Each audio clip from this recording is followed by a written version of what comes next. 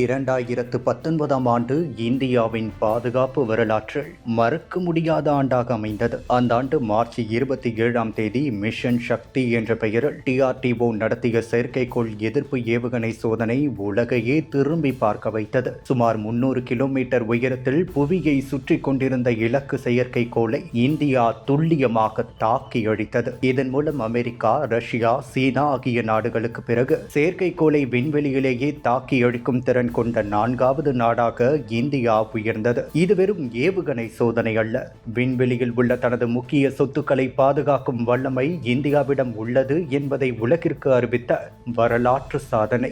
அதனைத் தொடர்ந்து 2019 ஏப்ரல் மாதத்தில் மின்காந்த நுண்ணறிவு திறன் கொண்ட செயற்கைக்கோளையும் இந்தியா வெற்றிகரமாக விண்ணில் செலுத்தியது. இதன் பின்னர் நீண்ட தூர பாலிஸ்டிக் ஏவுகணைகளை வானிலேயே தடுத்து அழிக்கும் பல அடுக்கு ஏவுகணை தடுப்பு அமைப்பை உருவாக்கும் பணிகள் DRDO தீவிரமாக இறங்கியது. அந்த முயற்சியின் முக்கிய வெற்றியாக கடந்த ஜூன் 10 மற்றும் 11 தேதிகளில் 3 தொடர் இடைமறிப்பு சோதனைகள் வெற்றிகரமாக நடத்தப்பட்டன. இந்த சோதனைகளில் பயன்படுத்தப்பட்ட ஏவுகணைகள் தங்களது இலக்குகளை மிக துல்லியமாக தாக்கி அழித்தன. இதன் மூலம் 2000 முதல் 5000 கிலோமீட்டர் தூரம் வரை பாயக்கூடிய எதிரி பாலிஸ்டிக் ஏவுகணைகளை இந்தியா நடுவானிலேயே தடுத்து அழிக்கும் திறனை உறுதிப்படுத்தியுள்ளது. இது சாதாரண பாதுகாப்பு அமைப்பல்ல. எதிரி ஏவுகணை ஏவப்பட்ட உடனே அதை கண்டறிந்து அதன் பாதையை கணித்து சில நொடிகளில் இடைமறித்து அழிக்கும் அதிநவீன ரேடார்கள், கட்டளை மையங்கள் மற்றும் இடைமறிப்பு ஏவுகணைகள் அடங்கிய பாதுகாப்பு கவசமாகும். இதன் மூலம் இந்தியாவின் முக்கிய நகரங்கள், ராணுவ தளங்கள் மற்றும் தேசிய சொத்துக்களுக்கு